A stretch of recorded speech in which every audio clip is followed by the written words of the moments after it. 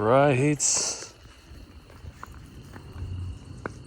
that a golf ball? A mushroom? Fruit. Okay, crypto vlog, September 4th, 2023. September 3rd, 2023, year of our crypto lords. So, I just got back, have a little more focus. It's nice to log into my laptop. I didn't bring my laptop. I had someone buying for me if I needed like an emergency buy, but in general, for that week that I was in France, I wasn't doing any trading, serious trading. I just did a couple buys like on the Grayscale win news, made a few bucks, made like 27,000 and gave it back FOMO longing. I did an accidental short that would have printed 25,000, 10 BC short at 28K, but closed that. I missed the cyber long, which I'll talk about in a second. A lot of DeFi misses. The friend share, what was it? The friend tech Telegram clone, Sharesgrams. Missed that rugged, I guess. It went to zero. They found out it was a 16-year-old kid, and there was a quote that they had no idea what they were doing. Yeah, you don't want your main dev of a 10 million market cap project saying that. But a lot of juicers all around, so I'll talk about that. I'll give you some alpha spoiler alerts. Sure, why not? Hey, buddy. Hey.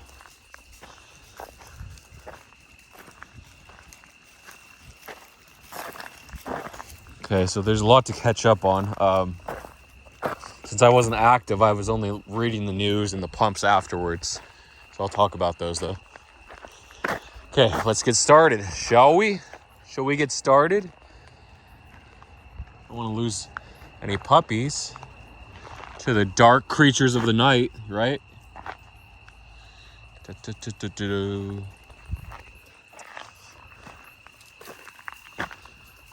so let's talk about cyber first, the Cyber Friday pump, shall we? So Friday, I don't know when it started. It sort of started before the Grayscale news on Tuesday.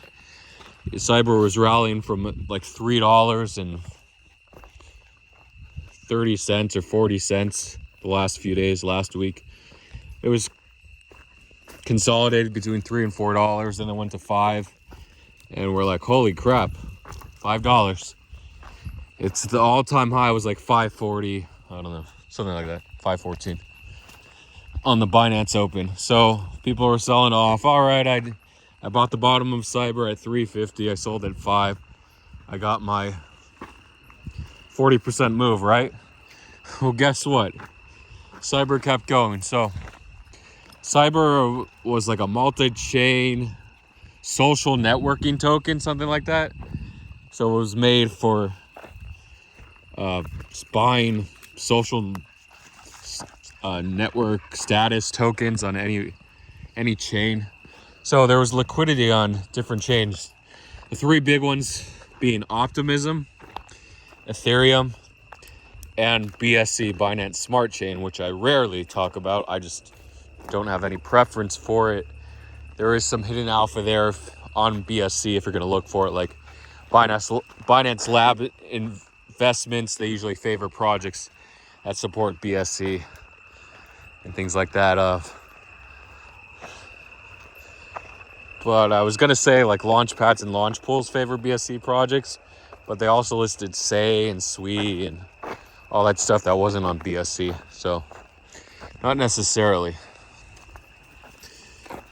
And like Step In last year, that was on Solana. So, but usually it doesn't hurt to have BSC support when you apply for a Binance listing or a Launchpad or a launch pool. I don't know the steps to do it, but if you have a big influence, you may get on a Launchpad or a launch pool. Launch pools are a little easier to get on. Launchpads tend to pump more. I think Binance might do that 10x cap on opening trading on launch pads, on launch pools. They didn't do it last time on Say and Cyber, so that's something to look out for. So anyway, Cyber started getting going a few days ago. When was it? The day after, or maybe Wednesday, when DWF Labs deposited, I should have counted, maybe like 100 to 200,000 Cyber tokens, so worth roughly $1 million at the time, into Bithumb Korea. So that's weird. Why are they depositing into Bithumb Korea? Was there an ARB? I don't think there was an ARB yet, so I'll talk about that. Then all of a sudden, we noticed a spread forming, or an ARB, difference between the market price on Binance, OKX, Bybit, Mexi, Gate, Uniswap, and then, or maybe not Uniswap, BSC, and then Ethereum Uniswap, and Optimism Uniswap, and then where it was starting to go up much higher was Upbit Korea.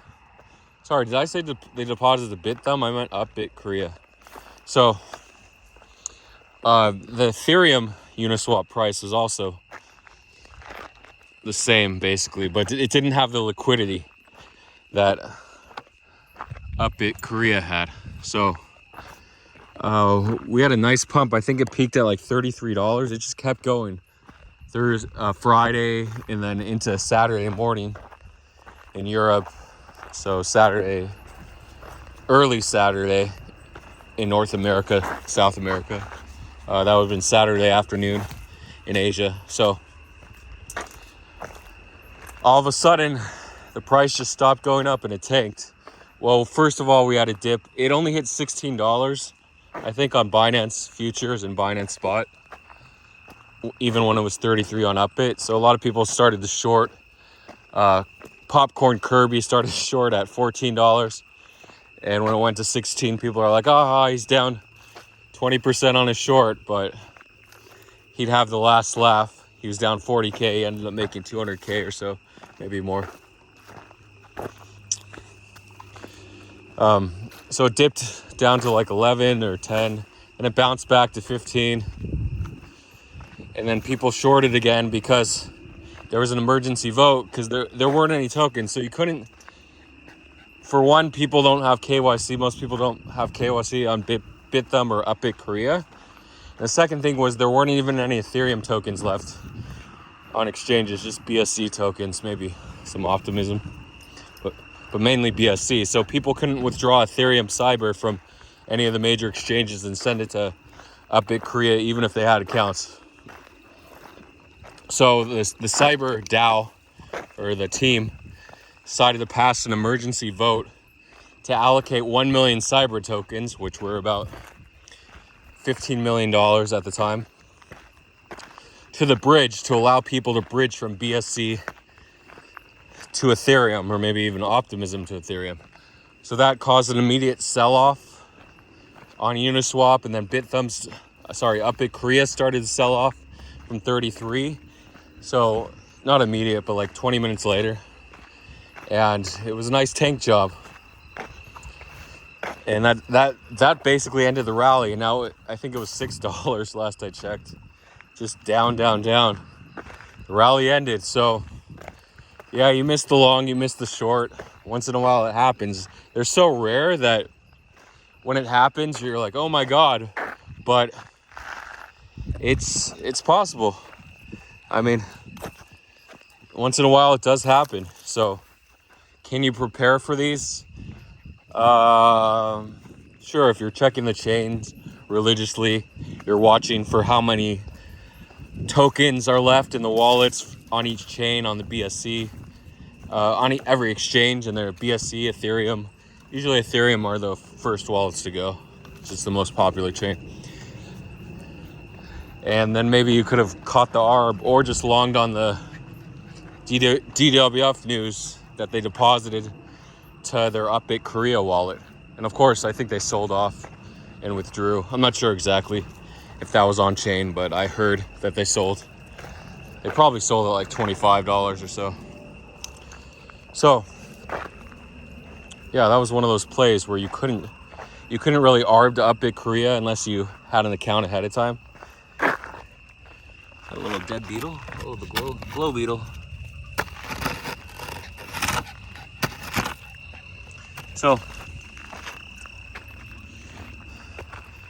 you could have shorted at 16 on Binance or 15, sure. Especially when the news that they allocated 1 million cyber tokens or $15 million in cyber to the bridge. That was a good short because it did dump 20 minutes later. So, a couple of misses, the long and the short. Now let's move on. So, yeah, just prepare for next time. And watch DWF. That could be a catalyst. Is that a worm? It is a little wormy. Oh, not a worm. I think it's like a pupa. Caterpillar before it goes into the chrysalis, maybe. But it's caught. The spider's gonna get it. The orb weaver. Is there somebody behind me? I heard a voice. Okay, so that was cyber. Yeah. You can focus on the launch pads or launch pool tokens. When Bitcoin's sort of dead, no one's trading it. Alts can rally. Alts can scam pump. DWF wallets. Yeah. Okay, so let's move on to... and Blaze had some news that DWF invested on Saturday morning, and that caused the pump from, I guess, 43 cents or 4.3 cents. Not Blaze, MDT, I'm sorry. From 4.3 cents to 5.6 cents or 5.5, and then it sold off a bit. I'm not sure if people are going to catch the second wave on that, if it's worth it, but the initial move, the news move about the MDT tweet about DWF investment, I sent it right away. That first minute it got sent from 43 cents to 46 cents, so a big news trade there. If you see DWF Labs, you can sort of bought that too. I think Karen AI, BWE News is also botting DWF Lab tweets, ETF tweets. Oh, the ETF. All 7 ETFs denied on Friday, of course. So we had the full retrace of BTC, Bitcoin, from 28K or 28.1K all the way to 25.3K. It just bled and bled and bled. You're like, we knew it was going to be delayed. They always delay the ETFs. People are optimistic about Grayscale winning over the SEC, which I didn't talk about. The court, the 3 judges ruled that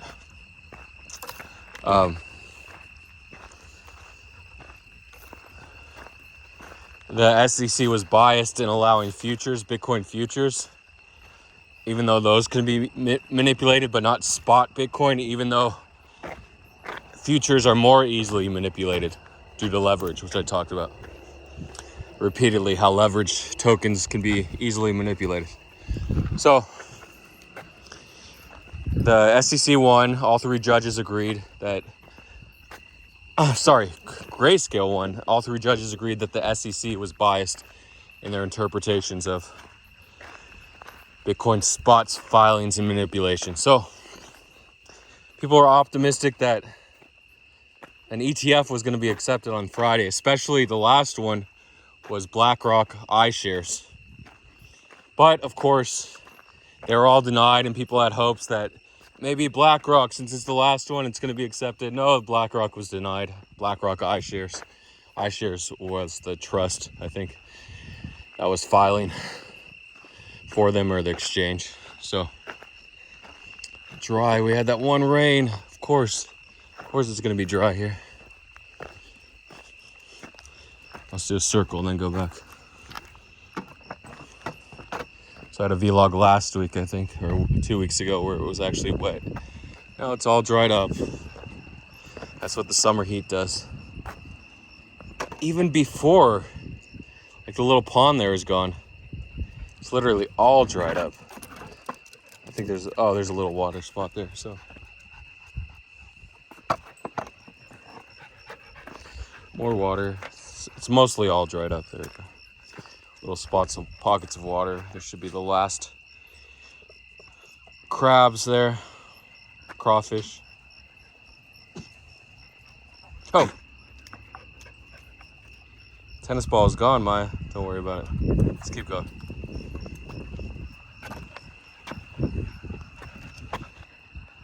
There's a little water hole.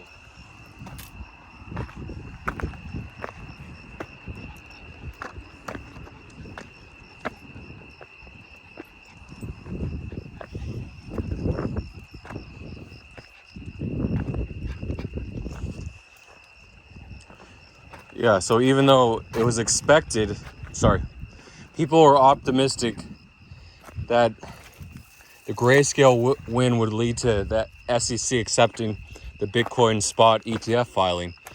But in that case,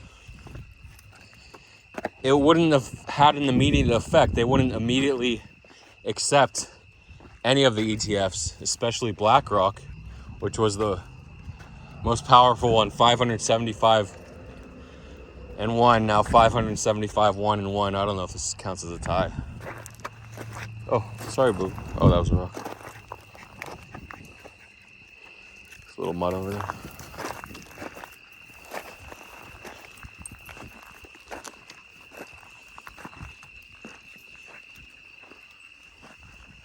That's why I like to come right after it rains, because it's a rare hurricane or storm from the southwestern coast of Mexico up to the US, but we had that rain, that tropical storm. Was it the first one in 85 years or something like that? But water's gone. It doesn't last long. Okay, so the optimism of an ETF being accepted sent Bitcoin from 26K to 28K. So I'll talk about the SEC ruling and the news trade. It came in around 26K, 26.1K, but I think the site was being DDoS'd. Was that designated, distributed, denial of service attack? I don't know, something like that. So that just means too many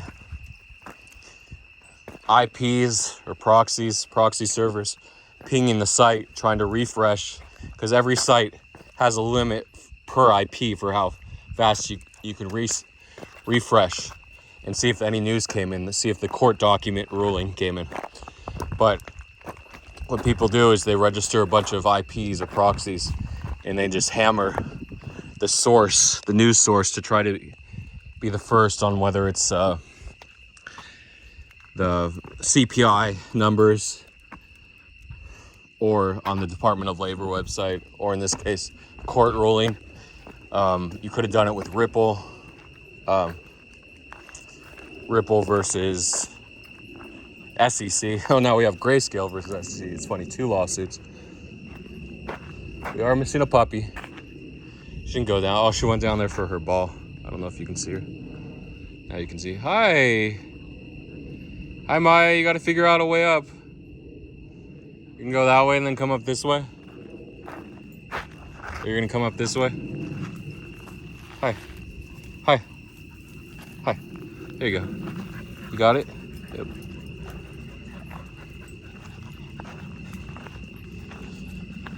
So yeah, just hammering the site. The alternative, of course, in this case, it was actually faster because the site got DDoS'd.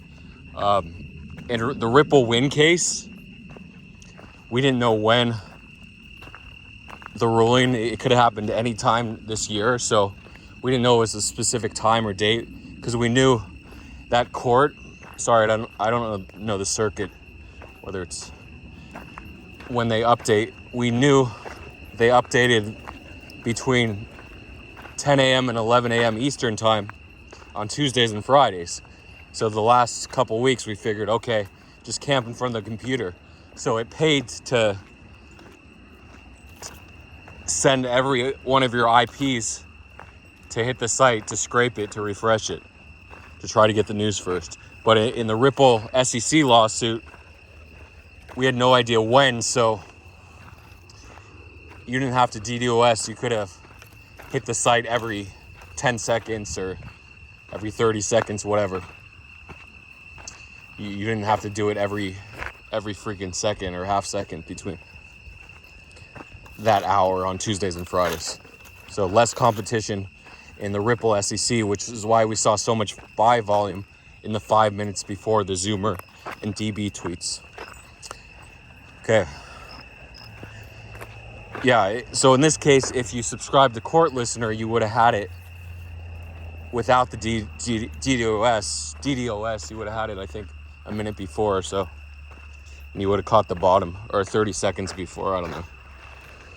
Before DB tweeted. And then Zoomer tweeted right after. Zoomer's tweet was a little more clear. Zoomer just said, Grayscale wins over SEC.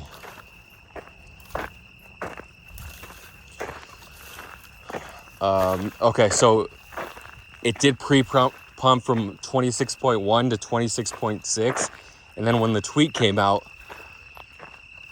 a lot of people caught the bottom at like 22.6 or 22.7, right around there. Sorry, 26.7. Just with my lag, I was able to buy at 26.95. But I said I'm not going to fumble this like the Ripple case. I'm going to hold till the top. And I just had a target in my mind of 28K, and then it wicked to 20. Well, immediately it hit 27, then it went back to 26.7K. So a lot of people were underwater, and then it bounced again. And it went to 27.66 and back to 27.3. And I'm like, I should have added on the dip. I thought about adding there because I was sure it would take like 30 minutes for the news to spread. And then a couple hours later, it hit 28K, 28.1K. It peaked. I closed my long. Like, this is a good spot to close. I actually only wanted to close half, so I usually only close half where I think the top is, then let the other half run. But in this case, luckily, I double clicked the lag and I opened the short. Actually clicked 3 times, but I closed that short just because I was too bullish. I hate shorting against the trend, the meted trend. So I figured it would run to at least 28K because this opens the door for ETF acceptance. But I was sure nothing would be accepted on Friday because it's not like the SEC is going to be, we lost, so in 3 days let's accept one of the 7 SEC deadline spot Bitcoin filings. No. So I figured I said Bitcoin's going to bleed out. Once it tops, it'll bleed out going into the delay, and then it'll keep sliding. So I was looking for a short, but since I was away from my computer, I wasn't really thinking about asking for help to open a short, borrowing margin, etc. So I just wasn't focused on that while I was in France. But and also I hate shorting against the trend. And now, but again, the midterm trend is down since we topped at 31.5K back in June.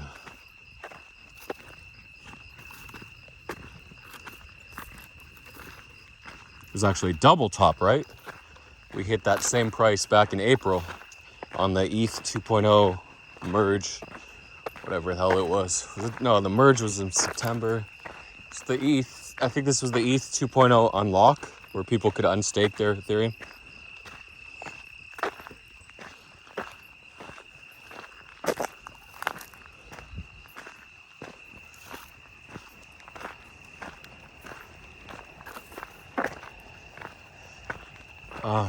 Yeah, so that's the ETF. So then the ETF, all 7 ETFs came in delayed, and we saw that big bleed up.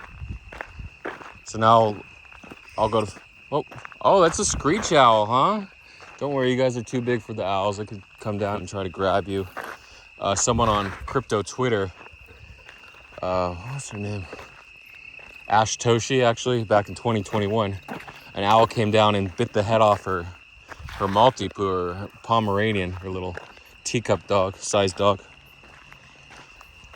So they can make an attempt, but usually they get close enough and they're like, holy shit, this animal's too big. But if it was like half the size of one of these, it might attempt. If it looked like a rabbit, basically, it might attempt to grab and rip their heads off. They have amazingly strong claws.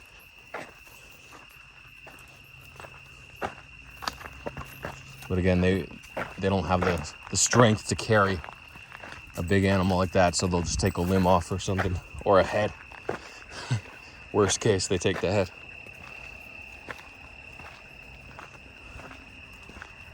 They're not going to come down in this group, I think.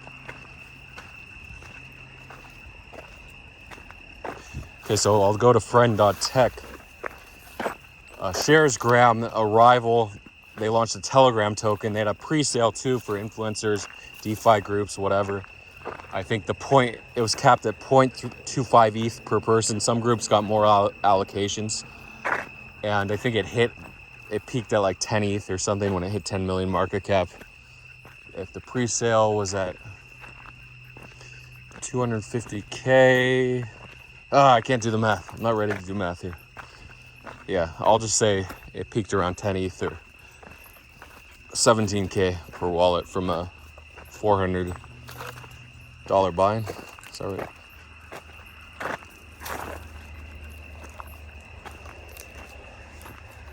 $420-ish. Okay, so yeah, if you got on the pre-sale, if you were lucky enough to be like one of the 100 or 150, incredible. Good game. I'm not sure if they distributed one allocation or both allocations, but whatever, it was a huge reward for the people that got in pre-sale.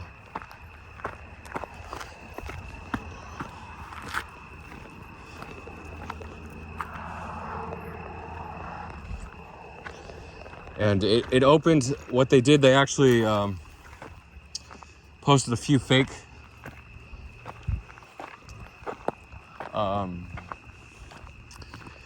contracts. So it picked up, if you were watching the ETH deployer on Telegram, it picked up 3 fake contracts. You might have bought those 3 fake ones about 15 minutes before.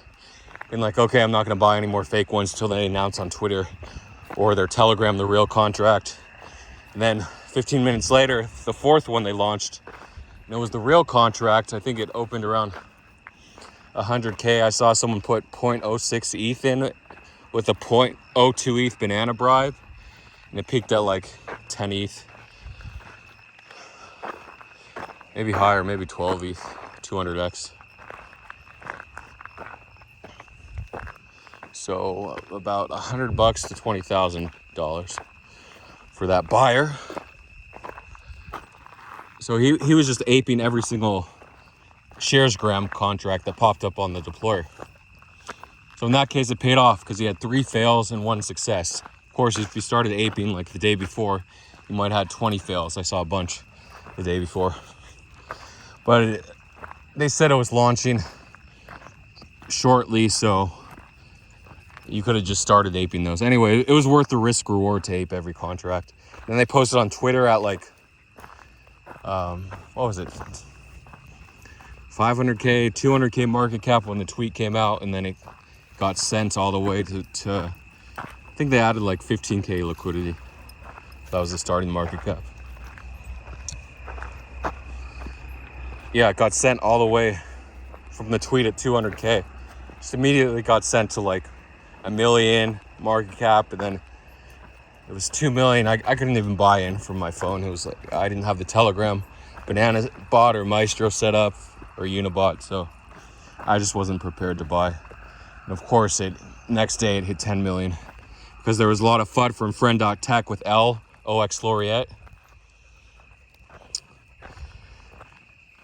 Because they banned him from Friend Tech, thinking the Telegram project was his.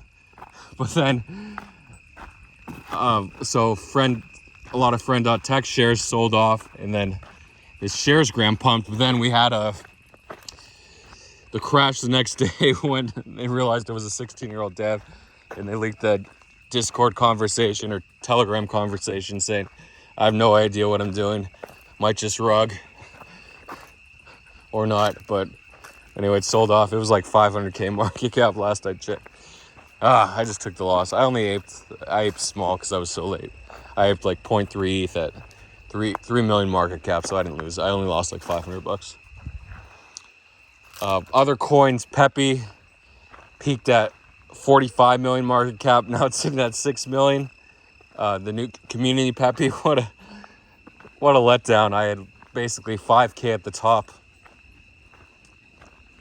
Now it's worth $1,200. Nice drawdown, right?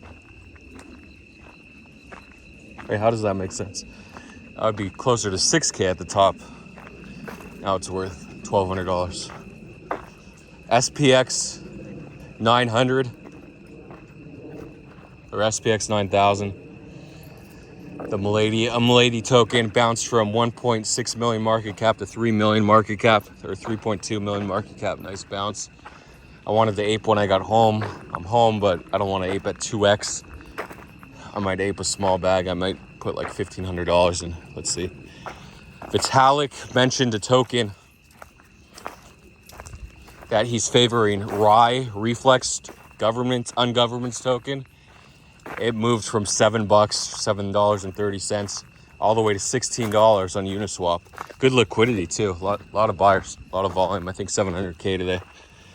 I said I was gonna buy when I got home again, and now it's $13, of course.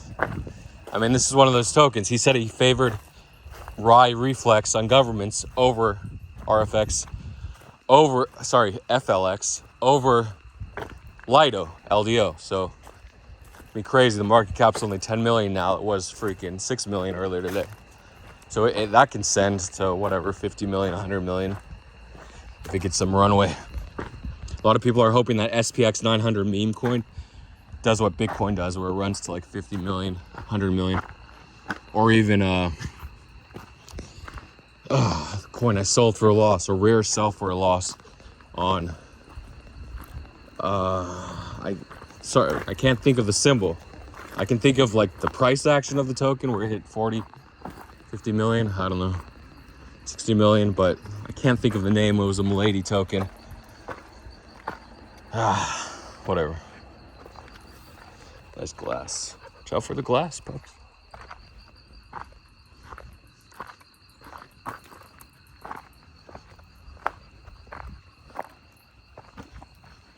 Didn't even go that high. I'm not sure. Maybe 40 million cap.